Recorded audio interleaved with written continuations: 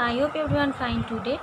तो आज हम चैप्टर 6 स्टार्ट कर रहे हैं। तो बच्चों, भारत की आज़ादी में अनेक देशभक्तों ने अपना जीवन समर्पित कर दिया। उन महान देशभक्तों के बलिदान को हम सदैव याद करते रहेंगे। जो देश की सेवा करते हैं वो देशभक्त कहलाते हैं। इन देशभक्तों को पहचानिए और नाम लिखिए। यहाँ पे देखिए नीचे ये देशभक्तों का नाम पिक्चर दिया हुआ है। आप लोगों को ये खुद से लिखना है, ये आपका होमवर्क है। आज का ये कहानी का नाम है सादा जीवन ऊंचे विचार। एक बार की बात है, किसी गांव के एक विद्यालय में कक्षा चल रही थी। कक्षा में अध्यापक ने बच्चों से एक प्रश्न पूछा। प्रश्न था, बच्चों ये बताओ, यदि तुम्हें रास्ते में एक हीरा पड़ा मिल जाए तो तुम उसका क्या करोगे?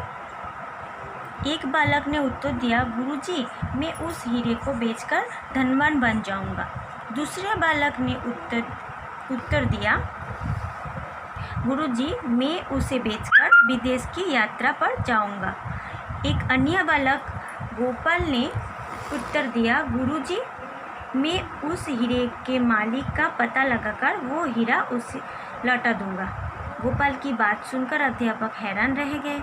उन्होंने फिर पूछा, मान लो बहुत पता लगाने पर भी उसका मालिक ना मिल पाया, तब तुम क्या करोगे?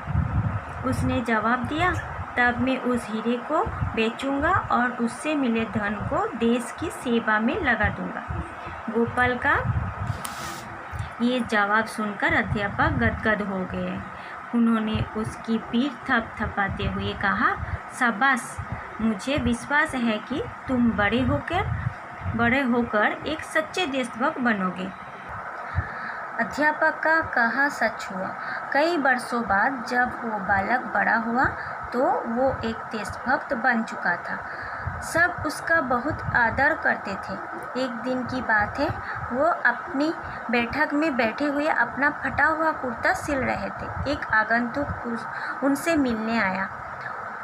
वो ये देखकर उसे बहुत आश्चर्य हुआ। उसने कहा, श्रीमान, आप जैसा इतना बड़ा देशभक्त नेता फटे पुराने कपड़े को सिलने में अपना समय क्यों नष्ट कर रहा है? गोपाल जी मुस्कुराते हुए बोले, मेरे भाई, फटा कुर्ता पहनने से अच्छा है इसे खुद सिल लिया जाए। दूसरे से सिलवाकर या तुरंत नया खरीदकर मैं पैसे बर्बाद नहीं करना चाहता। मैं पैसा बचाकर देश के काम के लिए देना चाहता हूँ। इससे मुझे खुशी और शांति मिलती है। ऐसी सादी और ऊंची बात सुनकर वो व्यक्ति उनके चरणों में झुक गया और उनका आशीर्वाद लिया। जानते हो बच्चों, ये देशभक्त कौन थे?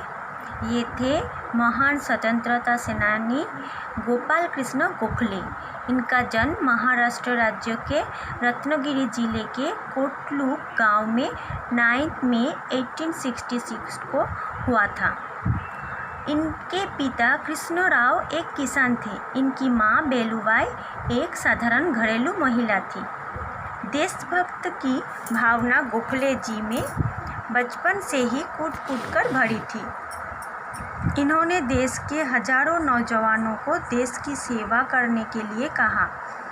19 फरवरी 1915 को गोखले जी इस संसार से सदा के लिए विदा हो गए। हम महान देशभक्त गोपाल कृष्ण गोखले जी को कभी नहीं भूलेंगे।